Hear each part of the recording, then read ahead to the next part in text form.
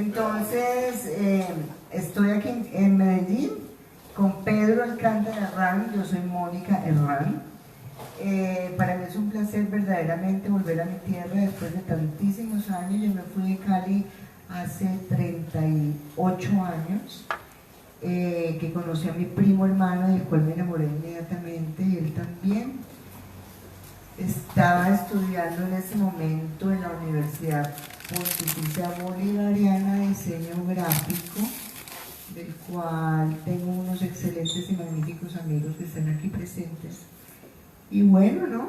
Conocí a este hombre y terminé en Cali haciendo protagonismo de una película que se llamó La Virgen del Fotógrafo. Me invitaron a participar en el casting, quedé seleccionada como protagonista. Coprotagonista. Fue el sonido solo, el virus. El virus. Pero se sigue oyendo, no se sigue Es que se oyendo. metió un virus Ya, déjalo quitico ahí. Bueno. Hice la película La Virgen del Fotógrafo, como estaba diciendo, de coprotagonista. Y no, pues nada, me quedé allá. Después empecé a trabajar como fotofija en varias películas. Trabajé con Carlos Mayolo, con Sergio Dao, con Carlos Palao. Yo hice fotofija, Pedro Alcántara hizo dirección artística, muy metidos en el mundo del cine en la época de Hollywood, y ya poco a poco, lentamente, pues seguí mi oficio de fotografía empírico, porque pues yo nunca estudié fotografía, pero soy fotógrafa de tiempo completo y de corazón. He leído muchísimo, he investigado muchísimo. Fui laboratorista durante 30 años para mi propio trabajo personal.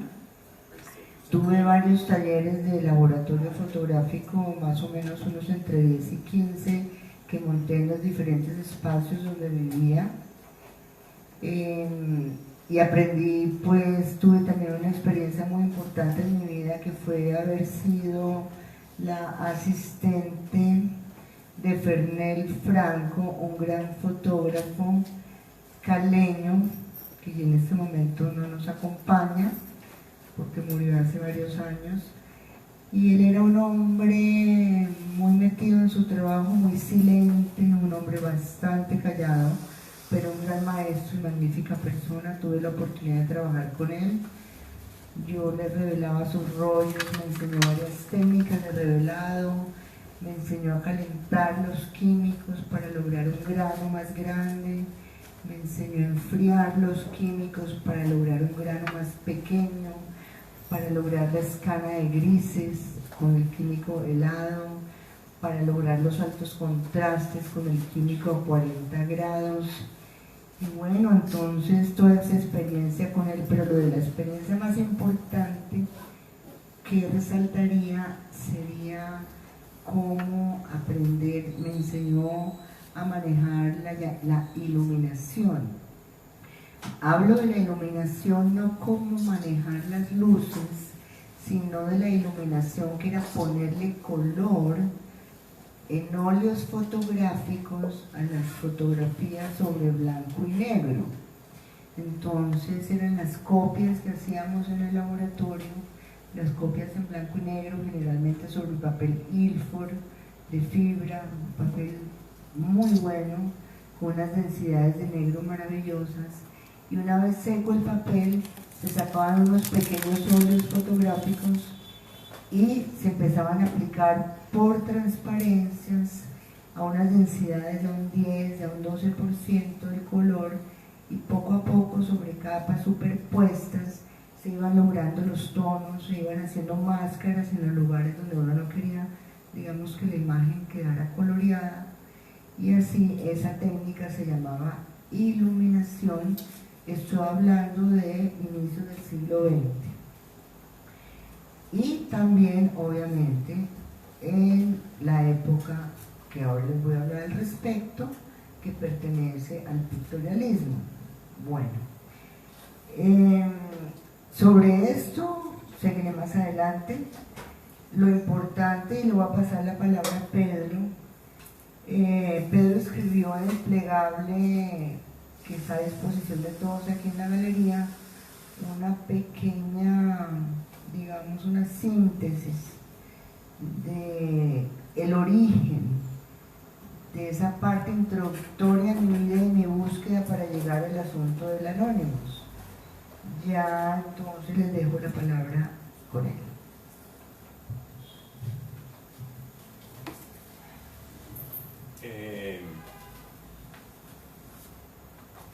Me voy a referir realmente a una anécdota que para Mónica y para mí es muy importante porque es como una parte histórica de nuestra propia familia que salió a la luz o que la recordamos de historias viejas de la familia, relatos de mi madre, cartas de los abuelos.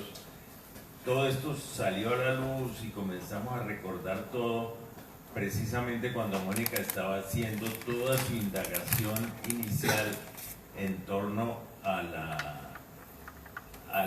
la forma en que se trató el desnudo a finales del siglo XIX y comienzos del siglo XX, que es el periodo histórico de donde surge el trabajo de Anonymous, de Mónica. Y fue algo que surgió y enriqueció muchísimo el trabajo fotográfico.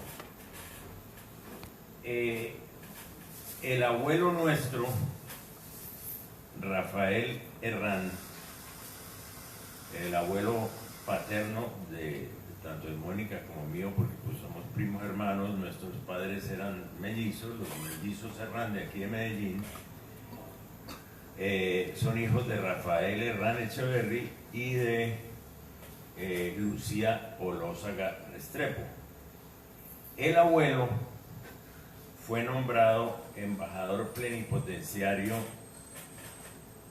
muy curiosamente, del gobierno nacional, pero específicamente de un ministerio. En esa época, estoy hablando en 1923, el abuelo fue nombrado embajador plenipotenciario del Ministerio de Agricultura y Comercio, ni siquiera del Ministerio de Relaciones Exteriores, era un embajador de un ministerio y su sede era Hamburgo, por la importancia comercial del puerto de Hamburgo.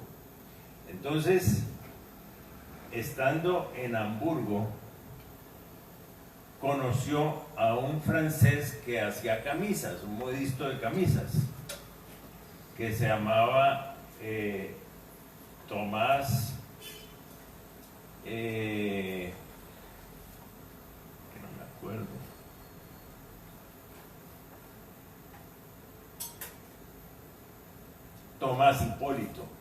Tomás Hipólito Roger. Y el segundo apellido de este señor, que el abuelo se dio cuenta por los recibos del camisero, del modisto de camisas, el segundo apellido de este señor francés era Herrán. Tomás Hipólito Roger Herrán, cosa que al abuelo le intrigó muchísimo. Se hicieron amigos porque tanto al modisto que le hacía las camisas al abuelo como al abuelo les gustaba mucho la fotografía, les interesaba mucho ese tema de la fotografía. Y el abuelo le preguntó por ese segundo apellido tan curioso que pues le parecía muy extraño que el apellido existiera en Francia, y investigando se dio cuenta que el apellido es de origen francés. El apellido tiene su origen en los Pirineos franceses, exactamente en un pueblecito que se llama Herrán. Pero aparte de eso, aparte de lo del origen del apellido, que tampoco es originario de Francia, es un apellido muy antiguo de origen semita, es un apellido que nace en un pueblo que también se llama Herrán, que queda en la frontera de Turquía con Siria. Bueno, pero es de Francia, es de los Pirineos, que pasa a España alrededor del siglo X, del siglo XI. Entonces, este modisto le comenta al abuelo que él le hacía las camisas a un fotógrafo muy famoso en París, que él le hacía las camisas al fotógrafo Adolphe de Meyer. Adolphe de Meyer se considera el padre de la fotografía de moda y fue el primer fotógrafo realmente oficial, digamos, de la revista Vogue. Fue el que comenzó el desarrollo de la fotografía de moda.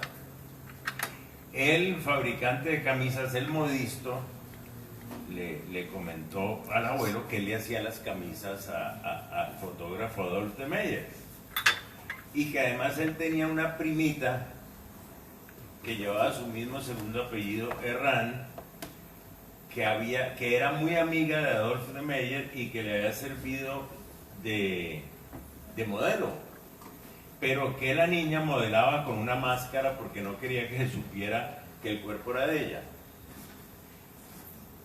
Yo me refiero a eso en el texto introductorio de la exposición. Entonces, el abuelo fue atando cabos, encontraron que pues él sabía que Adolphe de Meyer ya era un fotógrafo sumamente importante en Francia, y los cuentos del modisto lo fueron llevando a investigar mucho más sobre el mundo de la fotografía en París, y se dio cuenta que Adolphe de Meyer era muy amigo de Alfred Stieglitz, otro de los grandes padres de la fotografía. Alfred Stieglitz vivía entre Nueva York y París, era muy amigo de Adolphe de Meyer y le había pedido a Meyer que le hiciera unas fotografías sobre la danza, que era uno de los grandes recurrentes temas de Adolphe de Meyer. Y en una de las sesiones de fotografía sobre la danza, la modelo había sido María Madeleine Herrán, y precisamente esculcando en archivos fotográficos, sobre todo en los inmensos archivos fotográficos que tiene el Museo Metropolitano de Nueva York, encontramos una fotografía de la serie de la danza de Adolphe de Meyer, de una muchacha con una máscara que le está posando a Adolphe de Meyer en unas posiciones de danza con una máscara. Esa foto existe, esa foto está en el Museo Metropolitano de Nueva York, y esa es una fotografía muy poco conocida. En algunos textos muy especializados se encuentra esa foto, y hace parte de toda una serie sobre la danza. Asumimos, por las historias de familia, asumimos que es ella, que es Marie Madeleine Herrán, a la que se refería el modisto, y por eso me refiero a ella. No tenemos ninguna certeza de que sea ella, pero atando cabos de todas esas historias sueltas, creemos que esa puede ser. Entonces la fotografía existe, la encontramos y corresponde a los distintos cabos sueltos de esta historia. Entonces eso fue muy importante, se le dio a Mónica como un impulso íntimo, como una urgencia así como visceral de seguir investigando el tema y seguir con más pasión todavía en el desarrollo de esta serie. Se volvió una cosa ya como una urgencia familiar, porque pues de alguna forma esa mujer que posó para Adolphe de Meyer la consideramos como una especie de parienta lejana, y esa mujer era bailarina, era una persona muy controversial, era una anarquista, una mujer totalmente anárquica en su época, y se tapaba la cara porque como ya tenía su cierta fama, no quería que esa fama se profundizara, y según el modisto y según el abuelo, por eso se tapaba la cara. Muy bien. Entonces, ya hecha esta pequeña introducción, digamos, de los orígenes, vamos a empezar a hablar algo de la parte técnica. En los orígenes, en los albores de la historia de la fotografía, cuando empiezan a retratarse los desnudos, siglo XIX, las mujeres que servían como modelos, en su mayoría eran prostitutas. Y sus nombres obviamente no eran dados en las crónicas, ni se decía quiénes eran las personas pues, que estaban posando allí. Inclusive muchos de los fotógrafos tampoco daban sus nombres. Entonces uno ve en la historia de la fotografía del desnudo, por ejemplo, y ahí siempre dice Anonymous, Anonymous, Anonymous, Anonymous. Entonces yo empecé a hacer como una relación con el nombre y me di cuenta que esas personas no querían que fueran reconocidas. Por un lado, porque inmediatamente las segregaban más de lo que las segregaban. Por otro lado, hacían las fotos en estudios secretos, no propiamente los estudios de los fotógrafos reconocidos como tales, que ya eran importantes en su época, sino que hacían las fotografías en unos sitios adaptados, generalmente dentro de los mismos prostíbulos, donde las chicas se prestaban a ser fotografiadas. En esa época se hacían unas trasescenas, por decir algo, y no, más que trasescenas, eran como unos telones de fondo, donde se utilizaban las telas de la época, se ponían muy pocos objetos que tuvieran que ver como con la situación, y eran muy puristas las imágenes, eran posiciones muy clásicas, heredadas del origen de la historia de la pintura, del desnudo de la pintura. Entonces, si contextualizamos un poco, nos damos cuenta que en ese momento de la historia del desnudo había una comunión entre el desarrollo y el origen de la fotografía con la pintura. ¿En qué sentido? En que al iniciarse la fotografía, los pintores se quitaron un gran peso de encima, porque ya no tenían que pintar la realidad absoluta, ni ser absolutamente preciosistas, porque al aparecer la fotografía, el preciosismo y la exactitud competía entonces a esa nueva ciencia que se llamaba la fotografía. Ahí la pintura se liberó y empezó a crearse una nueva tendencia de libertad absoluta, y empezaron a crearse formas pictóricas mucho más atrevidas, más libres, donde no era el preciosismo de la exactitud, sino el color empezó a tener su propia alternativa, el puntillismo, etcétera, etcétera. El cubismo más adelante. Entonces, al liberarse la pintura de esa gran carga del preciosismo, la fotografía empieza a tener un papel muy importante como protagonista de una nueva forma de expresión artística. Claro, ahí pasaba un problema, o no un problema, sino una simbiosis muy interesante. Los pintores querían ser fotógrafos y los fotógrafos querían ser pintores. Entonces, los fotógrafos hacían de sus fotografías, trataban de simularlas como pinturas. Entonces empezaban a colorearlas, a empastelarlas en muchas ocasiones, poniéndoles unas capas de pintura tremendamente encima de la fotografía, de la foto impresa, y creaban como unos empastelamientos donde en ocasiones hasta se desaparecía como la imagen de fondo que era la fotografía.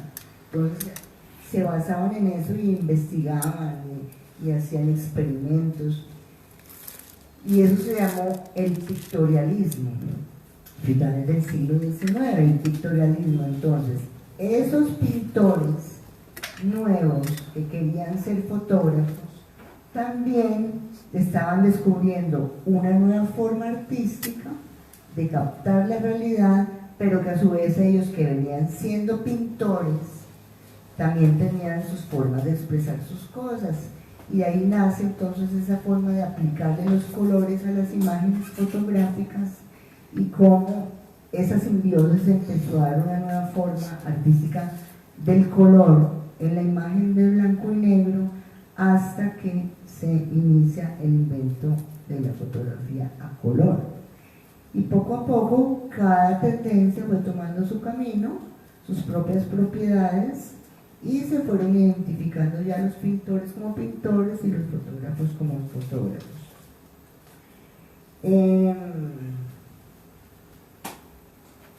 Cuando Pedro menciona lo de las chicas que se tapaban la cara, muchas veces no eran simplemente la cara, sino que lucían únicamente su torso, espaldas,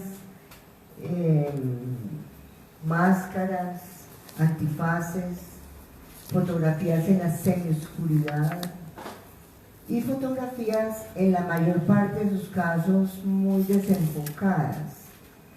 ¿Por qué? Porque las cámaras y la obturación eran muy lenta y muy largas exposiciones y era muy agobiante posar para ser fotografiado. Los grandes estudios de fotógrafos importantes se atiborraron de gente y nació algo muy bonito que se llamó las cartas de visita. Las cartas de visita vienen a ser las tarjetas de presentación actuales, pero que eran hechas en fotografía. Entonces, toda persona con mediano recurso económico podía pagarse una carta de visita, y a donde llegaba entregaba su carta de visita, que era hecha en fotografía, era original y era la técnica que pues existía en ese momento específico. Esas cartas de visita son ahora coleccionables y son muy preciosas en el mundo entero y se consiguen en todos los países del mundo donde la fotografía fue importante, donde existió y se desarrolló. De hecho, en América Latina hubo varios lugares donde la fotografía, digamos, que tuvo sus orígenes en América Latina. En Colombia, en Brasil, sobre todo Colombia y Brasil, vinieron fotógrafos franceses de finales del siglo XIX a montar sus estudios. Eran las fotografías del Bogotá de la época captadas desde sus propios inicios, donde la fotografía estaba empezando. Traían las cámaras de Francia, unas cámaras complicadísimas, y esas cámaras eventualmente, como somos los colombianos, terminamos fabricándolas aquí. Porque conseguimos la forma, hubo fabricantes de cámaras de la época hechas en Colombia y que se empezaron a exportar a América Latina.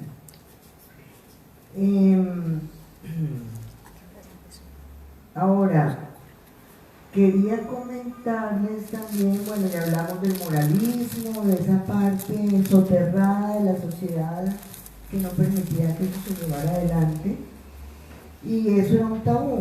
El ejercicio inicial de la fotografía era un tabú, no era bien visto dentro, digamos, de las clases pudientes, y se consideraba un ejercicio un poco atrevido, y se consideraba que las mujeres que se prestaban para eso eran unas mujeres de baja estima.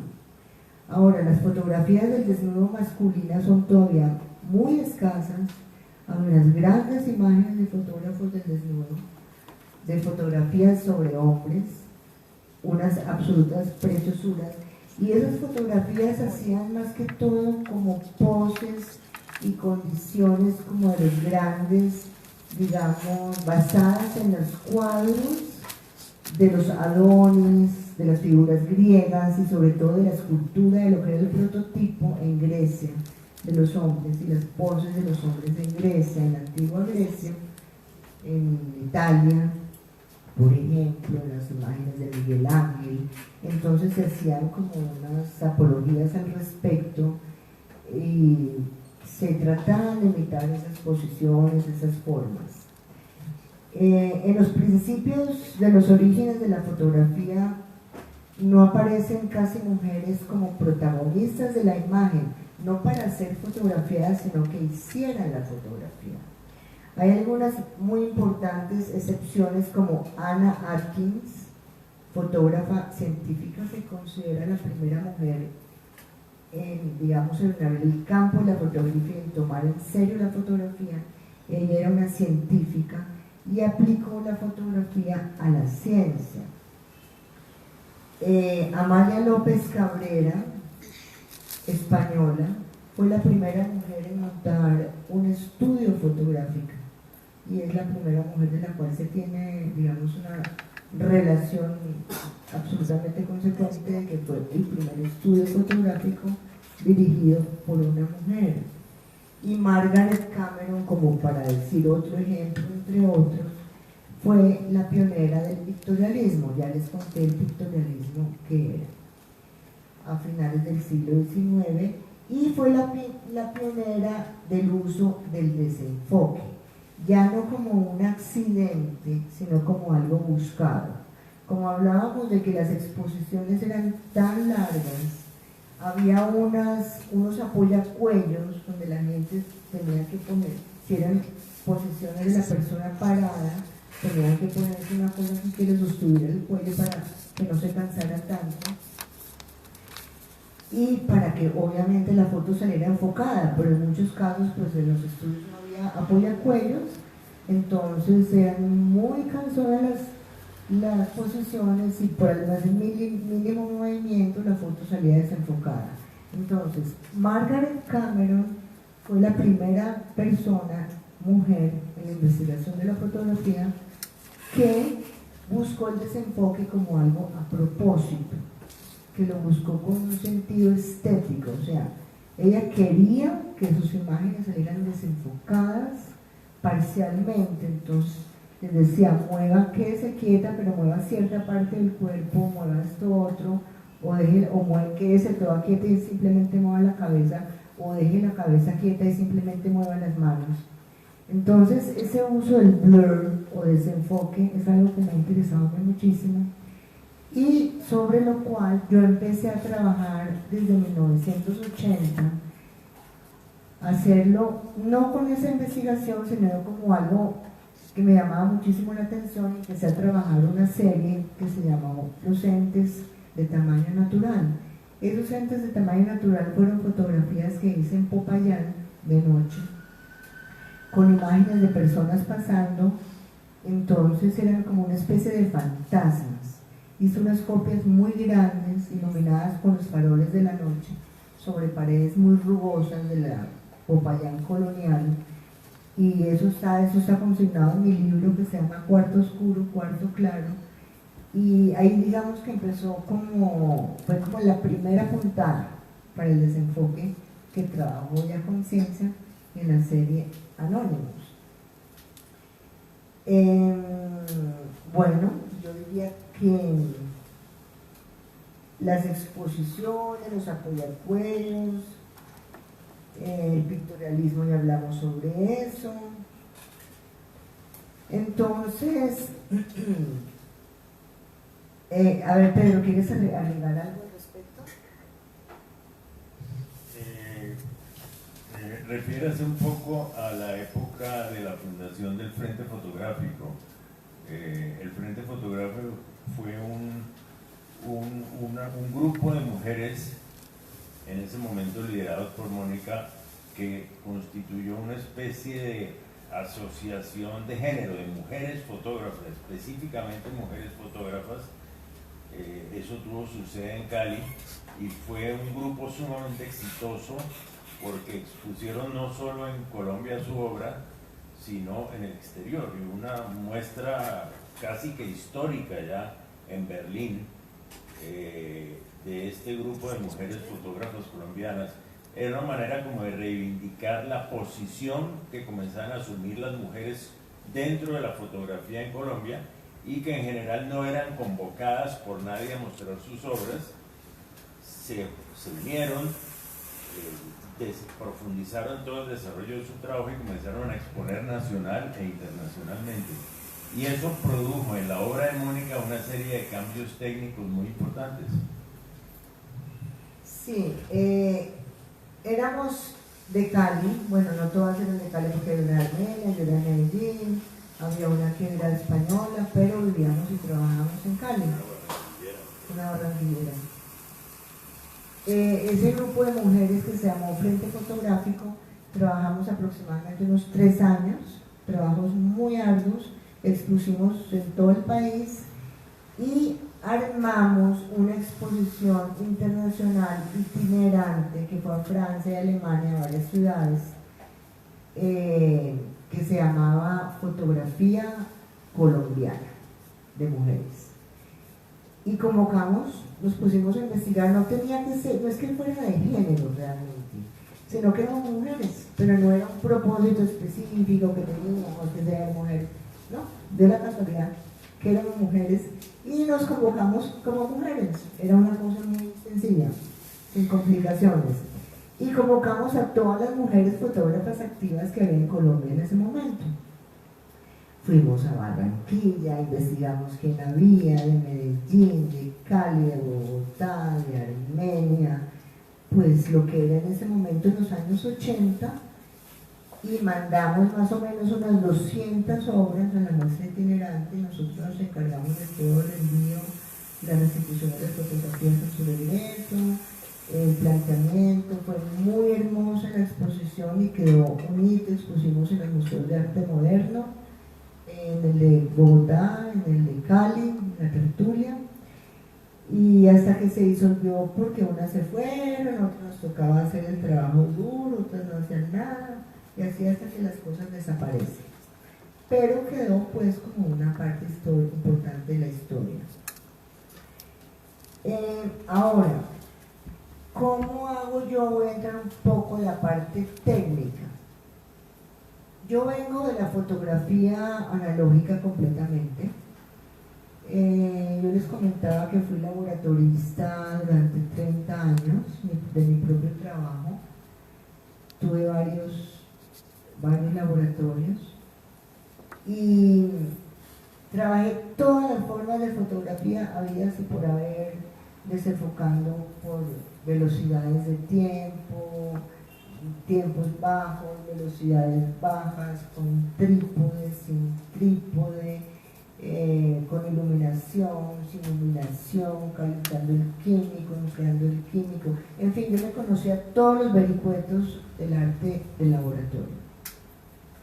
Cuando empezó la era digital, que para mí fue bastante duro, porque todo mi proceso había sido analógico, yo recuerdo en el año 2000 cuando leí una noticia de que se iba a acabar la producción de rollos de la Kodak en América Latina.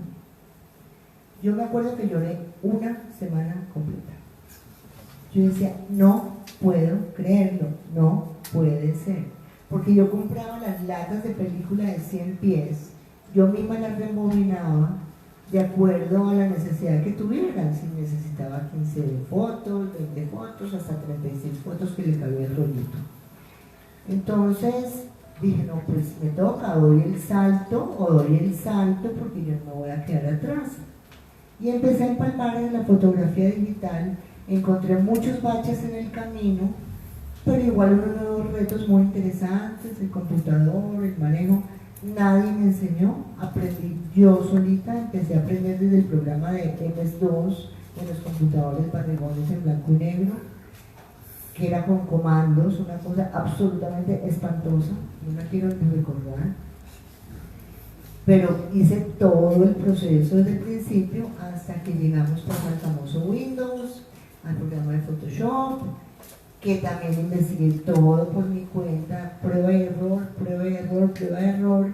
Empecé a pasar todos mis archivos a digital. Cuando hice mi libro Cuarto Oscuro, Cuarto Claro, me puse el reto de todo ese material analógico que tenía, todos los negativos revelados por mí, que eran yo no sé cuántos álbumes y yo no sé cuántos contactos que había hecho durante toda mi vida, pasar ese archivo a digital. Me puse a escanear. Compré 2 escáneres y me puse en la tarea, año y medio duró eso, escaneé todo mi material, lo volví digital y dije, voy a hacer la serie. Edité el libro, con el libro quedé absolutamente cansadísima, quedé después con un bloqueo mental, que es natural al reposo después de que uno le ha metido tanta mente y tanta cabeza y tanto tiempo en un proyecto y queda uno rendido. Entonces, cuando arranqué de nuevo como el ave fénix, llegaron los anónimos. Y no, lo de los anónimos es pura tecnología digital, total, puestas en escena, como todas en mi casa, con telas blancas, telas negras, parto de una fotografía en blanco y negro, y después todo el proceso es postproducción. Trabajo después del blanco y negro, le aplico el desenfoque seleccionado en la parte que quiero seleccionar, tomo las figuras y las selecciono para que queden separadas del fondo, el fondo queda nítido, selecciono la figura, la desenfoco de acuerdo al ángulo que quiero, desenfoque de acuerdo al movimiento, la trabajo a 15, 45 grados, lo que se necesite el desenfoque, y después la empato uno con mucho cuidado con clonar uno todo lo que enfoqué o lo que desenfoqué con el fondo para que no haya cambios abruptos. Después de ese proceso paso a un grano fuerte, grande, que se vea. Después paso a 2 sepias, a 2 lentes, a 2 filtros 85. Y después de que hago, digamos, esa primera parte, empiezo ya a colorear, a iluminar. Entonces esa iluminación es superposición de superposición de colores, de la parte cromática muy suave, como que estuviera haciéndolo con óleo. Trabajo a 9%, 10%, 12%, 15% el color, y voy haciendo capitas y capitas y capitas y capitas. Es una pátina, es una coloratura muy lenta y muy transparente. Sobre todo las transparencias es con lo que logro esa pátina que parece pintada, que era lo que yo hacía en las fotografías blanco y negro con los óleos fotográficos. Entonces lo que hice fue un reemplazo de la parte analógica a la parte digital, y eso es, digamos, esta serie en la que estoy trabajando. Yo quiero agregar una cosa muy importante que no mencionó Mónica. Mónica retoma de una de las más antiguas técnicas gráficas, que es la serigrafía, el uso de las transparencias. En la serigrafía los colores se crean a partir de transparencias muy sutiles. Los colores sólidos se crean con transparencias. Entonces Mónica, que a través de mi propio trabajo conoce muchísimo y de manera bastante profunda las técnicas gráficas, analizando muy bien la técnica de la serigrafía, se dio cuenta que se podía aplicar a la fotografía a través de la más reciente tecnología, específicamente del Photoshop, y cómo se podían ir aplicando las capas muy delgadas, muy finas de color, haciéndolo como se hacía manualmente en la serigrafía, y a través de esas capas de color ir consiguiendo los efectos pictóricos a los cuales se refiere. Entonces aquí se trata de una adaptación de una técnica gráfica muy antigua a una tecnología de altísimo nivel que se empleaba en la fotografía. Bueno, para el que, yo no sé si ustedes han tenido la oportunidad de ver mi libro Cuarto Oscuro, Cuarto Claro, donde hago el compendio más o menos de 35 años de mi trabajo fotográfico. Es muy difícil hacer una selección, pero pues de alguna manera hay como una síntesis. Búscame de la serie de Frente Fotográfico, que voy a hablar de cómo trabajé yo esa serie. Esa serie de Frente Fotográfico, puedes empezar con eso, lo miras para allá, ahí estoy grabando. Esas son imágenes que no tienen tonos medios. Los tonos medios son logrados por color, más no por blanco y negro. O sea, la escala de valores en blanco y negro prácticamente no existe, porque son altos contrastes. Yo tomaba los negativos originales, los pasaba a película ortocromática, película Kodalit de alto contraste, y hacía superposición en sándwich de los negativos hasta que volvía a esos negativos positivos y después esos positivos los volvió otra vez negativos, otra vez por sándwich en la ampliadora, y esos otros negativos ya eran alto contraste sin tonos medios. Ya esos negativos ya los ponía en la ampliadora, proyectaba sobre papel fotográfico, y ese papel, ese resultado de ese papel fotográfico, entonces ya lo empezaba a colorear con los óleos fotográficos. Entonces eso es lo que compete al frente fotográfico, a las cosas que yo expuse en esa época. Hice varias series, hice una serie que se llamó Los Dormidos, una serie muy importante para mí dentro de la vida de Cali que se llamó Pance, las gordas de Pance, porque pues en Cali no hay mar, pero hay un río donde toda la gente y a nivel popular se va los fines de semana a refrescarse un poco del calor tan fuerte que hace allá. Y hay unos personajes increíbles, llevan ollas, hacen sancocho, es un paseo muy bonito y se llama... Entonces me empecé a ir todos los sábados y hice la serie Las Gordas de Pance, y de hecho pues fue como muy importante en esa época, en la década de los 80. ¿Qué más? De esa serie es importante eso. En el libro trabajo la naturaleza, trabajo la arquitectura, trabajo la composición, trabajo los retratos que han sido muy importantes en mi vida. El retrato generalmente pues empieza por los retratos de los amigos, como todos generalmente, y de ahí paso a retratos. Yo no he trabajado mucho la fotografía documental callejera, por ejemplo, ese no ha sido muy fuerte, no he sido una persona con trabajo casi documentalista y eso no, han sido cosas más buscadas, más, digamos, un poco más íntimas. He trabajado mucho sobre el autorretrato, que en ese momento pues no se llamaban selfies, sino autorretratos.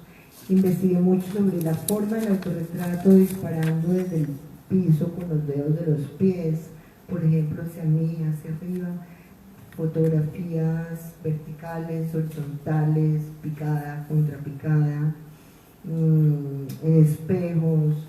He trabajado mucho sobre mi propio ser y el paisaje también lo he abordado, pero unos paisajes fuertes.